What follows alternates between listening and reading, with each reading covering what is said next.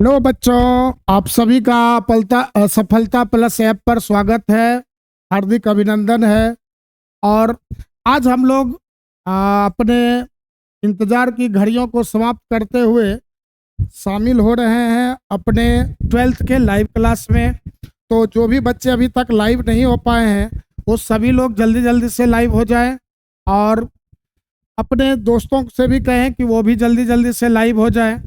तो अब हम लोग जैसे देख रहे हैं कि 12th क्लास में 12th क्लास का मैथ का क्लास अभी आपका होगा और मैं मुकुंद सर आपको मैथ पढ़ाऊंगा और काफ़ी अच्छे ढंग से बताऊंगा।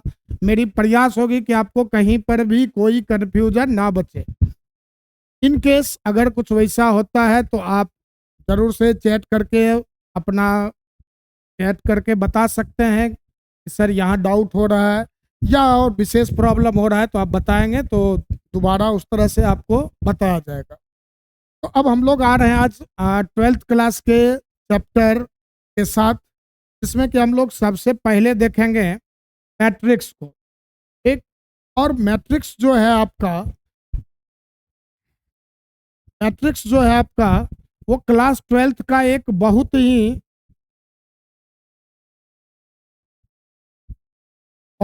इम्पोर्टेंट टॉपिक है। इसमें कि आपको बहुत ही हर साल इससे क्वेश्चन पूछा जाता है। तो आप लोग इसको जरा पढ़ें और ध्यान से देखें, समझें। अब जैसे देखो कि मैट्रिक्स में आपका जो सिलेबस है उस सिलेबस में आपका कहानी किससे प्रारंभ होता है।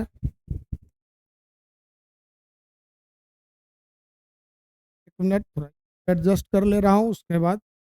तो मैट्रिक्स में अपना जो कहानी है और ये क्यों जरूरी है ये चैप्टर मैट्रिक्स।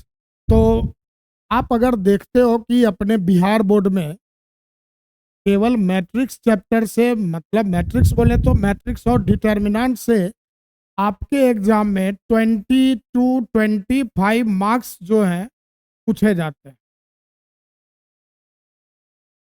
और ये बहुत ही आसान सा चैप्टर है, बहुत ही आसान और इम्पोर्टेंस भी रखता है। साथ ही साथ मैट्रिक्स का हम लोग डेली लाइफ में तो नहीं, लेकिन इंजीनियरिंग के सेक्टर में ये काफ़ी हेल्पफुल होता है। जितने भी आज के डेट में कंप्यूटर साइंस में विशेष रूप से इसका यूज होता है, कंप्यूटर इंजीनियरिंग में। तो चलिए इन सब बातों को हम लोग छोड़कर अब बात करते हैं कि इस मैट्रिक्स में चैप्टर के अंदर क्या सब हम लोगों को पढ़ना होता है, क्या सब देखना होता है, एक मैट्रिक्स है क्या। तो इसको जरा समझे। हम लोग बचपन से अपने जीवन में भले ही उस रूटीन का फॉलो किए हैं ना या ना किए हो, लेकिन रूटीन अपने लाइफ में सभी लोग बनाए। और रूटीन जब हम लोग बनाते थे तो कुछ इस तरह का ही कहानी लिखा करते थे कि कुछ इस तरह से हम लोग वर्टिकल लाइन मतलब लंबवत रेखा खींचते थे और कुछ जो है हम लोग क्षैतिज रेखा खींचते। ठीक। और यहाँ पर हम लोग इन सब बॉक्सेज में क्या करते हैं, हम लोग कोई ना कोई सूचना को लिखा करते हैं। तो भी इंफॉर्मेशन है, ये सब अलग अलग बॉक्स में हम लोग उन सूचनाओं को भर दिया। तो जैसे आप लोग का क्लास का होता था तो रूटीन आप बताते थे कि यहाँ सुबह में जगेंगे इतने बजे, 6 से 7 पढ़ेंगे मैथ, 7 से 8 पढ़ेंगे हिंदी, इस तरह से रूटीन बनाते थे। तो ये जो इन्फॉर्मेशन लिख रखा है इसको आप अगर ढंग से देखते हैं तो इसका जो आकृति है, जो शेप है, वह किस प्रकार का है, कुछ आयत के जैसा। कैसा है? आयत के जैसा। तो आव्यूह भी जो है मैट्रिक्स, वह भी हम लोगों का क्या है, जहां पर आयताकार एक क्रम विन्यास कहते हैं। आव्यूह हम लोग किसे कहते हैं? तो संख्याओं के सजावट को। और कैसा सजावट? तो सजावट जो है कौन सा रूप ले ले? आयत का रूप ले, तो उसे हम लोग क्या बोलते हैं? आव्यूह। लेकिन थोड़ा सा आव्यूह को जानने से पहले कुछ बातों को समझना ज्यादा जरूरी है। उनमें जो सबसे पहला है वह है आपका कौन, कि पंक्ति किसको कहते हैं। ठीक। पंक्ति को अंग्रेजी में हम लोग रो के नाम से जानते हैं। और पंक्ति किसको बोला जाता है? तो क्षैतिज रेखाओं को हम लोग क्या कहते हैं? पंक्ति कहते हैं। तो क्षैतिज रेखा जैसे आप लोग क्या कहें, क्षैतिज का मतलब आपके जमीन के समांतर जितनी भी रेखाएं खींची जा सकती, जैसे ये सभी हमारे क्या है? क्षैतिज रेखा। आपके कॉपी का जो जिस लाइन में आप इस तरह से लिखते हो अपने कॉपी पर, वो भी क्या है? आपका क्षैतिज रेखा है। तो क्षैतिज रेखाओं को हम लोग क्या बोलते हैं? पंक्ति कहते हैं। और इसकी संख्या को हम लोग किससे सूचित करते हैं? स्मॉल एम से। जब कभी भी आपको मैट्रिक्स के अंदर पंक्तियों की संख्या को बताना हो तो आप उसको किससे सूचित करोगे? स्मॉल एम से। और दूसरा हम लोग देखते हैं स्तंभ। स्तंभ किसको बोला गया? लंबवत रेखाओं को हम लोग क्या कहते हैं? स्तंभ कहते हैं। तो लंबवत को एक दूसरा भी नाम दिया जाता है उदग्र। तो उदग्र या लंबवत रेखाओं को क्या कहते हैं? स्तंभ कहते हैं। और स्तंभों की संख्या को हम लोग प्रायः किससे सूचित करते हैं? स्मॉल एन से। ठीक, तो एक बार फिर से रिपीट कर दे रहा हूं। पंक्ति का मतलब, क्षैतिज रेखाओं को हम लोग क्या बोलते हैं? पंक्ति। और इनकी संख्या को किससे निरूपित करते हैं? स्मॉल एम से। और स्तंभ किसको कहते हैं? तो उदग्र या लंबवत रेखाओं को क्या कहा जाता है? स्तंभ कहा जाता है। और इनके संख्या को हम लोग स्मॉल एन से सूचित करते हैं। और स्तंभ को ही हम लोग अंग्रेजी में क्या बोलते हैं? कॉलम। और पंक्ति को क्या कहते हैं? रो। अब एक बात ध्यान रखना, जैसे पंक्ति से ज्यादा जो है हम लोगों के जुबान पर रो शब्द आता है अच्छे से, तो हम लोग क्या करते हैं? बोलचाल में पंक्ति ना बोलकर क्या लिख दिया करेंगे या बोला करते हैं? रो। या स्तंभ के बदले हम लोग क्या बोलेंगे? कॉलम। तो ये जो है कॉमन वर्ड है, जो कि स्तंभ के कंपेयर में कॉलम का उपयोग हम लोग ज्यादा करते हैं। ठीक, तो पंक्ति समझ में आ गया। क्षैतिज रेखा क्या कहलाएंगे? पंक्ति। और लंबवत रेखा, ये सभी, इन सबको हम लोग क्या बोलेंगे? स्तंभ कहेंगे। ठीक, तो जैसे यही हो गया हम लोग का। अब एक बात ध्यान रखना कि किसी, जैसे यही हम लोग देखें तो बहुत सारे तीन हम लोग क्षैतिज रेखा, एक दो तीन चार, चार क्षैतिज रेखा खींचे हैं। और एक दो तीन चार, चार लंबवत रेखा खींचे हैं। तो अब सर ये कैसे पता चलेगा कौन पहला पंक्ति है, कौन दूसरा पंक्ति है, कौन तीसरा पंक्ति है? तो याद रखना आपको, जो सबसे ऊपर है वो आपका कौन होगा? First row. R1 इसको हम लोग बोलते हैं। 1 बताता है इनके गिनती को कि किस रो की बात कर रहे हैं। फिर नेक्स्ट क्या होता है आपका? Second row R2। फिर उसके अगले लाइन R3। और उसका नेक्स्ट लाइन R4। यहाँ पर क्या देख रहे हो आप कि रो का जो गिनती होता है, एक, वह कैसे बदलता है? तो ऊपर से नीचे आने पर, एक, ऊपर से नीचे की ओर जाने पर कौन चेंज होता है आपका? रो। रो किसको कहते हैं हम लोग? पंक्ति को। तो जब आप ऊपर से नीचे की ओर आओगे तो आपका कौन बदलेगा? रो का काउंटिंग चेंज होगा। और जब आप लेफ्ट से राइट जाते हो, जैसे ये हम लोग क्या कहेंगे? कॉलम 1। ये आपका कौन सा हो गया? कॉलम 1। ये क्या हो गया? कॉलम 2। ये कॉलम 3। और ये कॉलम 4। तो जब आप बाएं से दाएं ओर बढ़ते हो तब आपका कौन बदलता है?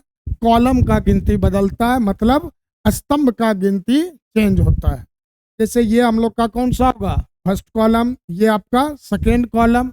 ये थर्ड कॉलम। और ये फोर्थ कॉलम।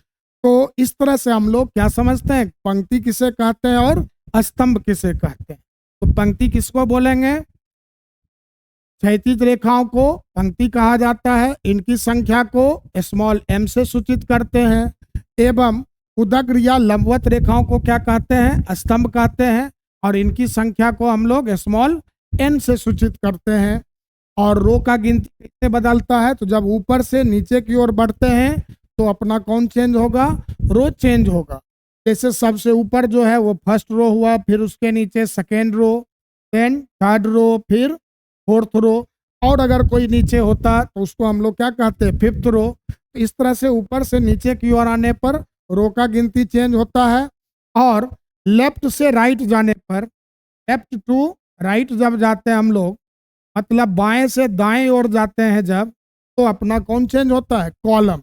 जैसे फर्स्ट कॉलम, फिर आए राइट की ओर, सेकेंड कॉलम, फिर राइट गए, थर्ड कॉलम, फिर राइट आए, फोर्थ कॉलम, और अगर कोई होता तो फिफ्थ कॉलम। इस तरह से रो और कॉलम को हम लोग देखते हैं कि रो ऊपर से नीचे, कॉलम बाएं से दाएं।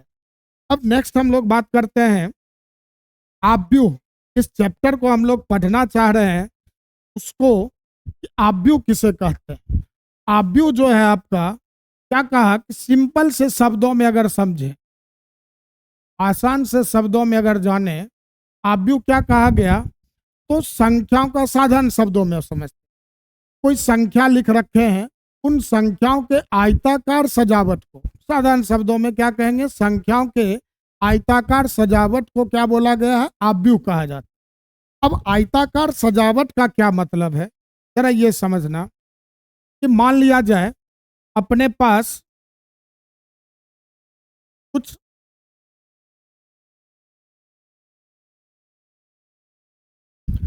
इंफॉर्मेशन है।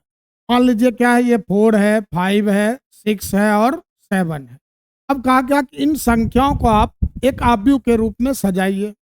अब हम लोग को देखो कि इन संख्या को सजा रहे हैं तो क्या सब तरीका अपना सकते। एक तो कुछ इस तरह से लिख लेते, एक ये तरीका हो गया। दूसरा हम लोग क्या कर सकते थे, इन्हीं संख्याओं को लंबवत रूप में लिखते, 4, 5, 6, 7, एक ये तरीका हो गया। ठीक, या फिर हम ऐसा करते कि 2 को लिखते इस तरह से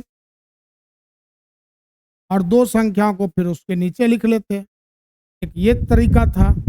अब अगर लिखते हैं हम लोग 4, 5, 6 और 7, पर यहाँ भी तो सजाया जा रहा है, लेकिन जब हम लोग इसको देखते हैं तो यहाँ पर अगर हम लोग देखें कि आपको कुछ आयत जैसा आकृति बन रहा है, यहाँ भी देखें तो आप एक आयत के जैसा आकृति बन रहा है, लेकिन जब इस जगह को भी देख रहे हो तो क्या दिख रहा है आपको, एक आयत का शेप ले रहा है। लेकिन क्या हम लोग इस जगह पर कह सकते हैं कि ये आयत का निर्माण हो रहा है। ठीक, यहाँ पर आयत नहीं बन रहा है आपका।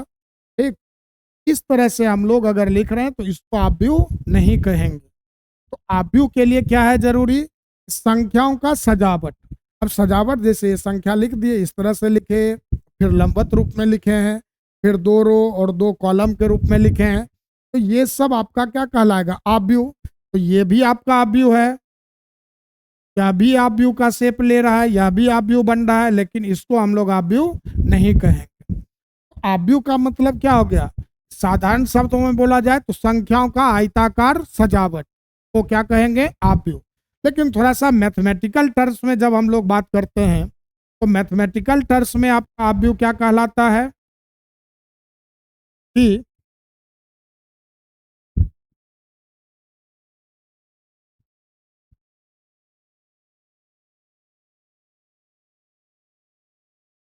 एक m इंटू n संख्याओं। अब संख्या जो है आपका वास्तविक भी हो सकता है और सम्मिश्र, दोनों हो सकता है। चाहे वास्तविक संख्या हो चाहे सम्मिश्र संख्या हो, का एक आयताकार, अच्छा यहाँ ये थोड़ा गलत लिख गया है, आयताकार। ठीक, तो क्या कहा कि m इंटू n संख्याओं का एक आयताकार क्रम विन्यास। क्रम विन्यास का मतलब जहां पर आप चीजों को, विन्यास मतलब होता है सजा हुआ होना, विन्यास का मतलब हम लोग क्या कहते हैं, सजा होना। और क्रम का तो मतलब समझ रहे कि निश्चित क्रमांक के अनुसार, निश्चित स्थिति के अनुसार। ठीक, तो क्या कहा कि आयताकार क्रम विन्यास जिसे m पंक्तियों तथा n स्तंभों के रूप में लिखा जाता है, कोटि m/n का एक आव्यूह कहलाता है। अब यहाँ एक सवाल आता है कोटि का, कोटि को हम लोग अभी चर्चा में ला रहे हैं, लेकिन पहले हम लोग समझते हैं। तो आव्यूह का क्या मतलब हो गया कि m इंटू n संख्याओं का, आप संख्याएं चाहे आपके वास्तविक हो चाहे सम्मिश्र हो, दोनों को आप लिख सकते हैं आव्यूह के अंदर। तो m इंटू n संख्याओं का एक आयताकार क्रम विन्यास जिसे m पंक्तियों तथा n स्तंभों के रूप में लिखा जाता है, वह क्या कहलाता है, कोटि m/n का एक आव्यूह। ठीक, नेक्स्ट अब हम लोग देखते हैं आव्यूह को किससे निरूपित करते हैं, तो अंग्रेजी के बड़े अक्षरों से। जब कभी भी हम लोग आव्यूह को निरूपित करेंगे तो कैपिटल लेटर का प्रयोग करते हैं। आव्यूह को बताने के लिए capital A, capital B, capital C, capital D, इन सब अक्षरों का प्रयोग करके हम लोग एक आव्यूह को चित करते हैं। ठीक, फिर अब जैसे देखिए आगे यहाँ पर एक शब्द आया था कोटि। ठीक, कि कोटि किसको कहते हैं। अब जरा हम लोग समझते हैं कोटि को। तो आव्यूह किसे कहते हैं ये समझ में आ गया। आव्यूह किसको बोलेंगे, तो संख्याओं का एक आयताकार सजावट। ठीक, जहां पर कि आप आयत के मतलब संख्या जो सजे हुए हो किस रूप में हो, आयत के रूप में। नेक्स्ट हम लोग देखते हैं कि आव्यूह की कोटि। एक आव्यूह की कोटि का एक दूसरा नाम क्या है, क्रम भी कहते हैं, और इंग्लिश में इसको हम लोग कहते हैं क्या, ऑर्डर ऑफ ए मैट्रिक्स। तो आव्यूह का कोटि या क्रम क्या होता है, तो ये कहता है, एक तरह से हम लोग सोचें तो किसी भी आव्यूह का कोटि हम लोगों को ये इंफॉर्मेशन देता है उस आव्यूह के पास कितना पंक्ति है, मतलब कितना रो है, और कितना स्तंभ है, मीन्स कितना कॉलम है। तो जो ये इंफॉर्मेशन हमें देता है उसी को हम लोग क्या बोलते हैं, आव्यूह की कोटि या क्रम। अगर इसको हम लोग परिभाषित करना चाहें तो क्या कहेंगे, किसी आव्यूह में उपस्थित पंक्तियों तथा स्तंभों की संख्या को उस आव्यूह की कोटि कहते हैं। ठीक, क्या कहेंगे, किसी आव्यूह में उपस्थित पंक्तियों तथा स्तंभों की संख्या को आव्यूह की कोटि कहते हैं। और इसका कोटि का एक दूसरा नाम क्या है, क्रम। और अंग्रेजी में हम लोग आव्यूह की कोटि को क्या बोलते हैं, ऑर्डर। कोटि को क्या कहेंगे, ऑर्डर। अब जरा समझना है कि मान ले तो एक ऐसा आव्यूह है जिसके पास कितना है, m पंक्ति है और n स्तंभ है। तो इसकी कोटि को हम लोग किससे निरूपित करते हैं, m गुना n लिखकर। किससे लिखेंगे, m गुना n। लेकिन लिखते हैं हम लोग गुना के चिन्ह से, लेकिन इसको पढ़ते क्या है, m बाय n पढ़ा जाता है। ठीक, क्या पढ़ते हैं हम लोग, m बाय n। अब भैया इस बात से कंफ्यूजन ना हो कि सर m बाय n मने तो हम लोग पढ़ते थे m बटा n। ठीक, तो बाय का मतलब डिवाइड नहीं होता है, इस बात को भूल जाइए। जैसे सिंपल सा एक बात समझा रहा हूँ, अपने आप ये क्लियर हो जाएगा। जैसे हम लोग किसी रूम में रहते हैं, एक रूम में है, और हमसे अगर कोई पूछता है कि इस रूम का डायमेंशन क्या है, मतलब कितना लंबा कितना चौड़ा है वो रूम, तो क्या कहते हो कि सर ये 12/10 का होगा, 10/9 का होगा, कुछ ऐसा ही ना बोलते हैं। तो वहाँ जो 12/10 है या 10/9 है वो क्या होता है, उस रूम का क्षेत्रफल बताता है, कितना लंबा है कितना चौड़ा है। लेकिन हम लोग लिखते हैं क्या उस बात को, मतलब तो समझ रहे हैं गुना का, लेकिन बोल क्या रहे हैं उसको, 12/10 या 10/9 ऐसा ही कुछ बोलते हैं। तो इसलिए आप लोगों को यह ध्यान रखना है, जो मैथमेटिकली कहा गया है कि लिखेंगे m गुना n, लेकिन पढ़ेंगे क्या इसे, m बाय n। क्या पढ़ेंगे, m बाय n। ठीक, m बाय n पढ़ा जाता है।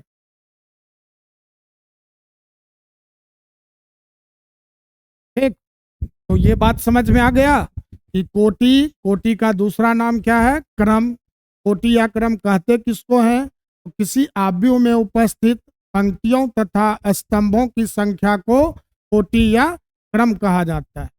और अगर किसी आव्यूह के पास m पंक्ति हो और n स्तंभ हो तो उसकी कोटि कितनी होती है, m गुना n लिखते हैं, लेकिन पढ़ते क्या है हम लोग, m बाय n। तो मान लीजिए अगर किसी आव्यूह के पास 2 पंक्ति और 3 स्तंभ होता,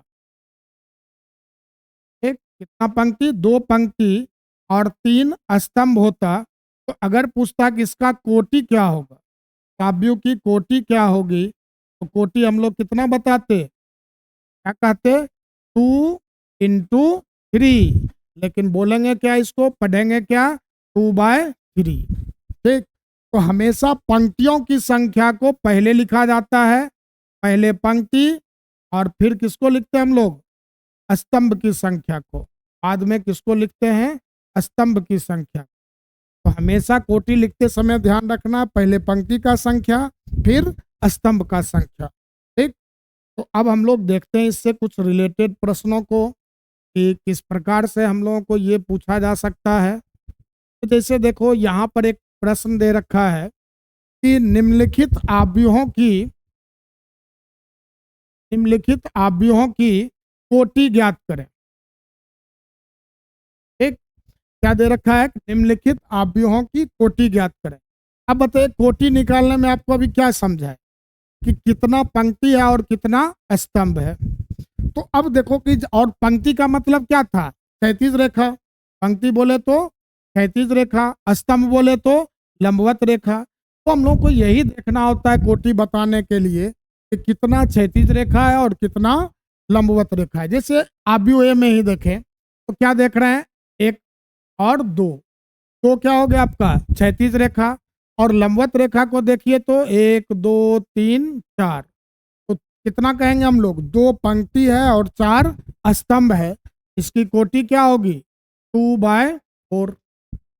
बात समझ में आ रहा है? नेक्स्ट देखिए, फिर इस आव्यूह बी को देखते हैं। तो बी में क्या देख रहे हैं? एक क्षैतिज रेखा, दूसरा क्षैतिज रेखा और तीसरा क्षैतिज रेखा। और लंबवत रेखा को देखें, पहला लंबवत रेखा और दूसरा लंबवत रेखा। तो यहाँ पर हम लोग क्या देख रहे हैं? क्षैतिज रेखा कितने हैं? 3। मतलब पंक्तियों की संख्या कितनी है? 3 है। और लंबवत रेखा कितने हैं? तो 2। स्तंभों की संख्या कितनी? 2। तो इस आव्यूह की कोटि क्या कहेंगे हम लोग? 3/2। ठीक, फिर आइए, जैसे ये थर्ड नंबर में आप देखिए, तो यहाँ पर आप देखो तो क्षैतिज रेखा कितना खींच सकते हो? एक ही ना। और लंबवत रेखा आप देखें तो लंबवत रेखा तो 1 2 3 4, 4 लंबवत रेखा और एक क्षैतिज रेखा। तो क्षैतिज रेखा का मतलब पंक्ति का संख्या, या हम लोग क्या कहेंगे? पंक्तियों की संख्या 1, और स्तंभों की संख्या कितनी? 4। तो कोटि क्या हो गया? 1/4। ठीक, फिर जैसे 4 नंबर में देखिए क्या दे रखा है? 8 और -3। यहाँ पर हम लोग देखते हैं क्षैतिज रेखा कितने? एक ही खींच सकते हैं, और लंबवत रेखा तो क्या कहेंगे हम लोग? पंक्तियों की संख्या तो सॉरी पंक्तियों का संख्या कितना होगा? 1, और स्तंभों का संख्या कितना होगा? 2। ठीक, इस तरह से हम लोग क्या देख रहे हैं कि आराम से हम लोग कोटि को बता सकते हैं किसी आव्यूह का। आव्यूह 6, क्वेश्चन नंबर 6 का आप कोटि बता सकते हो। ठीक, तो आप लोग जल्दी से कमेंट करके बोलें कितना कोटि है आव्यूह 6 का। क्वेश्चन नंबर 6 का कोटि जल्दी से बताइए। हाँ, खुशी का सही जवाब है सर, कोटि 1/1। बिल्कुल सही। यहाँ क्या देख रहे हैं हम लोग? एक क्षैतिज रेखा और एक लंबवत रेखा, एक पंक्ति हो गया और एक स्तंभ हो गया। ठीक, तो ये समझ में आ चुका होगा आव्यूह का कोटि क्या होता है। ठीक, नेक्स्ट अब हम लोग आगे बढ़ते हैं। अब अपना आगे का कहानी जो है वो हम लोगों को अब सबसे जरूरी एक इंफॉर्मेशन क्या? आव्यूह का अवयव। क्या कहेंगे हम लोग? आव्यूह का अवयव। एक आव्यूह का अवयव या प्रविष्टि। ठीक, अब देखिए ये क्या होता है? आव्यूह का अवयव या प्रविष्टि क्या होता है? अभी हम लोग कुछ देर पहले देखे थे कि मान लो 2 3 4 और 7, 1 2 3 4 और 7 अपने पास 4 नंबर दे रखे। अब इन नंबर्स को क्या कहा गया? आप एक आव्यूह के रूप में लिखिए। आव्यूह के रूप में जब हम लोग लिखते तो क्या कहते? कुछ ऐसा सजा सकते थे, या तो इस तरह से। एक, अगर इस तरह से सजाते तो जरा बताइए तो इसका कोटि क्या होता? 1/4। एक, या फिर हम लोग क्या कह सकते थे? इसको एक स्तंभ के रूप में लिख सकते थे। यहाँ पर इसका कोटि हम लोग क्या कहते? 4/1। एक, और चाहते तो इस संख्या को हम लोग इस प्रकार भी सजा सकते थे। तब इस तरह से सजाए हैं, इस तरह से सजा रहे हैं, तो इसके कोटि को हम लोग अभी क्या बोलेंगे? यहाँ 2 पंक्ति है और 2 स्तंभ है, तो कोटि क्या कहते हैं, 2/1। तो अब जो ये हम लोग संख्या लिख रहे हैं इस आव्यूह के अंदर, ठीक, चाहे ये लिखा हो या इस तरह से लिखा हो या इस तरह से लिखा, तो इन सभी संख्याओं को ही हम लोग क्या बोलते हैं, अवयव कहते हैं। ठीक, और क्या बोलते हैं, अवयव को दूसरे किस नाम से जाना जाता है, प्रविष्टि। अवयव का दूसरा क्या नाम है, प्रविष्टि है। ठीक, और किसी भी अवयव को हम लोग सूचित किससे करते हैं, ए आई जे से। अब सर ये आई और जे क्यों लगाया गया, एक आई जे लगाने के पीछे क्या कारण था, जरा समझना। मान लो अभी तो अपने पास 2 3 4 7, अब हम लोग ऐसा करते 2 3 2 7 कहते कि इसको जो है आप आव्यूह के रूप में सजाइए। क्या हम लोग 4 के बदले क्या लिख लेते, 2, यहाँ भी 4 के जगह पर क्या लिखते, 2, और यहाँ भी 4 के जगह पर क्या लिख देते, 2। तो अब देखो कि यहाँ जहाँ भी 2 लिख रहे हैं, आप क्या नोटिस कर रहे हो किसी भी आव्यूह में, 2 इस जगह पर भी आ रखा है, 2 इस जगह पर भी आ रखा है, फिर 2 यहाँ भी आ रखा है और 2 यहाँ भी आ रखा है। अब हमको क्या करना है, किसी एक विशेष 2 की बात करनी है, क्या इस 2 की बात करें या इस 2 की बात करें। तो कैसे पहचान करेंगे कि हम एक समय पर कौन से 2 को, कौन से 2 को ढूंढना चाह रहे हैं। इस बात को जानने के लिए साधारण शब्दों में कहें तो ये जो आई और जे लिखा जाता है, ये एक तरह से क्या हुआ, उस अवयव का रोल नंबर हो गया। जैसे आप सीधा सा समझो, तो मान लो एक ही क्लास में क्या होता है, एक नाम के बहुत सारे स्टूडेंट होते हैं, तो बहुत सारे स्टूडेंट को आइडेंटिफाई करने के लिए क्या किया जाता है, उनको एक रोल नंबर दे दिया जाता है। कि जैसे मान लो हम ही अपने ही नाम को बोलें कि मुकुंद के नाम से हमारे क्लास में अगर 2 स्टूडेंट होते, तो सपोज करो कहा जाता कि मुकुंद आ जाओ। अब 2 स्टूडेंट थे तो मैं आता या कोई दूसरा आता, इस बात का कंफ्यूजन। तो उसके लिए क्या कहता है, मान लो मेरा रोल नंबर दे दिया गया 12 और जो दूसरा था उसका नाम रोल नंबर दे दिया गया 13। तो अब आराम से पहचान सकते हो कि रोल नंबर 12 की बात कर रहे हैं कि रोल नंबर 13 का। ठीक, सेम वही सिनेरियो आपका क्या कहते हैं, इस जगह पर भी है। ठीक, तो जैसे देखो ए आई जे जब हम लोग लिखते हैं, ए आई जे लिखने का ये मतलब हो गया, ए आई जे बताता क्या है आपको, एक ए आई जे का मतलब हो गया, यहाँ पर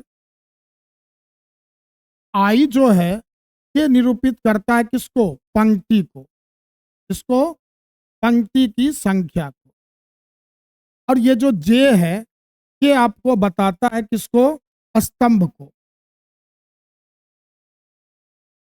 ठीक, ए आई जे जब लिखते हैं तो आई क्या बता रहा होता है, पंक्ति के गिनती को, और जे बता रहा होता है स्तंभ के गिनती को। और इस ए आई जे का सिंपल सा अगर आप मतलब समझो तो हम लोग क्या कहेंगे, आईवे पंक्ति। ठीक, जैसे पहला पंक्ति दूसरा पंक्ति इस तरह से, तो जनरल बात बोले तो क्या कहेंगे, आई नाम दे दिए, आईवे पंक्ति तथा केवे स्तंभ। आयवे पंक्ति और केवे स्तंभ पर जो अवयव है के प्रतिच्छेद पर, प्रतिच्छेद मतलब ये दोनों जहां पर आपका मिलता, ठीक, के प्रतिच्छेद पर स्थित अवयव। ठीक, ए आई जे का क्या मतलब हम लोग समझेंगे कि आयवे पंक्ति और जेवे स्तंभ के प्रतिच्छेद पर स्थित अवयव को हम लोग क्या कहेंगे, ए आई जे से निरूपित करते हैं। तो इससे ये फायदा होता है कि आप किसी अवयव को आसानी से ढूंढ पाते हैं, किसी को कोई कंफ्यूजन नहीं होगा कि हम लोग किस अवयव की बात कर रहे हैं। अब जरा देखना कि मान लीजिए यही पढ़ते हैं, आव्यूह का अवयव या प्रविष्टि। तो क्या कहा गया, अवयव या प्रविष्टि, कि किसी आव्यूह में उपस्थित संख्याओं को, किसी भी आव्यूह के अंदर जो भी संख्याएं हैं उन सभी को क्या बोला गया, अवयव या प्रविष्टि। अब इसी को अंग्रेजी में हम लोग क्या बोलते हैं, एलिमेंट या फिर इंट्री कहते हैं। तो अवयव को साधारणतः एलिमेंट और इंट्री जो है प्रविष्टि के जगह पर प्रयोग में आता है। हालांकि आप कुछ भी बोल सकते हो, अवयव को भी आप इंट्री कर सकते हो, प्रविष्टि को भी आप एलिमेंट बोल सकते हो। ठीक, तो ये आपका क्या हो गया, किसी भी अवयव का अवयव। और इसे किससे सूचित करते हैं, एआईजे द्वारा सूचित किया जाता है। एआईजे होता क्या है, आयवे पंक्ति, यहाँ या नहीं होगा, यहाँ ध्यान रखना है, तथा होगा, टाइपिंग एरर है। तो आए जाए ए आई जे का मतलब आयवे पंक्ति तथा जेवे स्तंभ के प्रतिच्छेद बिंदु पर उपस्थित अवयव, मतलब जहां पर ये दोनों एक दूसरे को काटेगा, ठीक, उस जगह पर जो अवयव है उसी को हम लोग क्या बोलेंगे, ए आई जे। ठीक, अब जरा इसको थोड़ा सा एक दो एग्जाम्पल से समझते हैं अवयव को। ठीक, जैसे मान लीजिए हम लोग एक अवयव लिखे,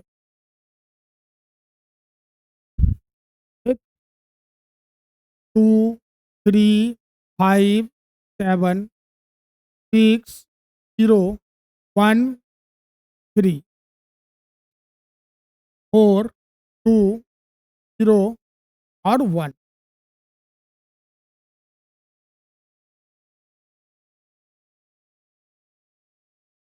ठीक, तो किस तरह से हम लोग अवयव बनाए। अब इस अवयव में हम लोग से अगर ये बोला जाए अवयव A12 बताइए, A12 का मतलब क्या होता है, यहाँ 1 किसको बता रहा है, पंक्ति की संख्या मतलब रो को, और 2 किसको बता रहा है, कॉलम मतलब स्तंभ को। ठीक, तो यहाँ हम लोग से क्या कहा, पहला रो और दूसरा कॉलम, तो पहला रो ये रहा आपका और दूसरा कॉलम ये रहा। अब देखें तो ये दोनों कहाँ जाकर प्रतिच्छेद करेंगे, इस 3 पर। आपको A12 का वैल्यू कहेगा तो क्या जवाब देंगे हम लोग, 3। फिर जैसे देखिए मान लीजिए आपसे कहा जाता A34 बताइए, A34, A34 का मतलब क्या हो गया कि तीसरे रो और चौथे कॉलम पर, तो थर्ड रो ये रहा आपका और फोर्थ कॉलम ये है। तो बताइए थर्ड रो और फोर्थ कॉलम कहाँ पर मिलता, इस जगह पर 1 पर। A34 का वैल्यू क्या हो गया, 1। ठीक, इसी तरह से हमसे अगर पूछा जाता A22 बताइए, A22 बताइए, A22 का मतलब दूसरा रो और दूसरा कॉलम पर, तो दूसरा रो ये रहा दूसरा कॉलम ये रहा, इन दोनों जगहों पर कौन मिल रहा है, 0। A22 का वैल्यू क्या हो गया, 2 हो गया। तो इस तरह से हम लोग किसी अवयव के अवयव को आसानी से पहचान सकते हैं। चलिए आज का फिलहाल क्लास हम लोग यहीं पर समाप्त करते हैं, और आप लोगों से निवेदन होगा कि अगर आपको ये वीडियो अच्छा लग रहा है, आप पसंद कर रहे हैं पढ़ाई को, आप अपने दोस्तों के बीच ज़्यादा से ज़्यादा शेयर करें। धन्यवाद।